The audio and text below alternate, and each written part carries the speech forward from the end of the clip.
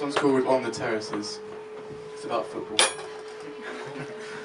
We just don't have enough up top to challenge any preconceived notion of the sign value. Examine this surface, it's translucent without analogous correlation with, to, the bloke on the ball. Now, what's his name? Yeah, shittingly. No chance this year, be lucky to stay within the bounds of the interpretant, let alone within the self as self. The fans want to know and have a right to know. The Beckham pedagogy enacts its violence through poetry on the ball. Yes, son, get in there, you beauty. Beauty? What is beauty? A bowling man with a pucker pie screaming his expletive meat and gravy all over a small boy wearing the tribe's colours, whose father then punches repeatedly as a sign of paternal devotion. The bowl bloke with probably some police come and they have a quiet word at the back of the stand. They both leave. Poor kiddie cries because his lad's lost and his dad is a thug. They go home and make penance to the omnipotent Jose who forgives them this time, as long as the signified violence of football is enacted again presently. If the casinos were libraries and the libraries were casinos, then surely we'd be happier. Time-lapse study, too loud to gamble, free cigars, and I'll just read one more line and have done with it. Michael Owen, addicted to Ginsberg, howling mank from hotel rooftops, showering fucking on padded knees, 1-0. Family man, Henry Spitzer's spoken word punked out viscerality infects Kiddie, while Daddy tries to stop the belt turning but can't. He says he can't stop the belt, the needle crackles, scratching ever deeper into the plastic, studs in plastic, needle in plastic, studs in. Kiddie says football represents the enactment of semiotic violence on the individual as a metaphor for the culture industry as a whole. Daddy says, if you say it, it's not poetry, so bury me now.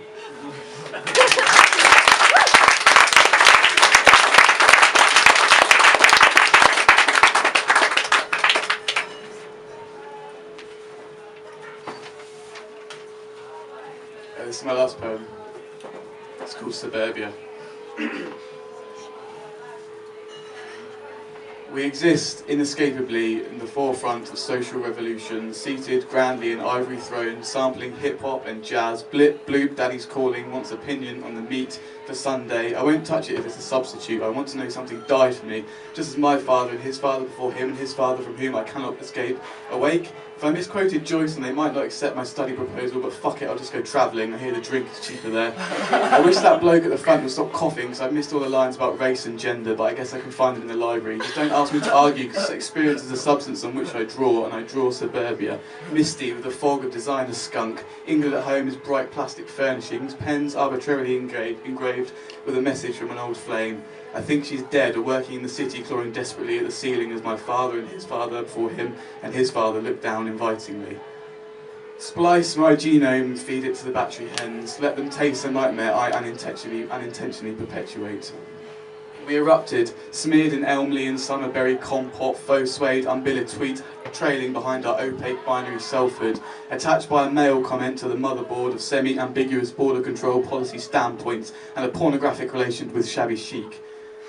A strange mixture of suburbanism and the desert. 3 mins ago from Richmond, Surrey, 32 retweets, 1 favourite, and why the fuck are you following me? If you want to fuck me, write it in a poem and post it on your blog. My labradoodle needs watering, we've got American Asian fusion for tea, so throw that grease wrap on the refuge heap and save room for some culture. Place these lines in a briefcase, walk them through Heathrow for the 9:10 flight to New York and watch them be politicised. Make us suck our privilege and gag until cathartically we transmute our vitally assigned socio-political viewpoints. An actual line in the actual Spectator said that, in truth, as anybody who has ever been mugged can tell you, society's most disadvantaged can be right bastards. Thus the sign was enacted, extending its Jewess's hand and stroking us gently to sleep while the other gave us the old reach around.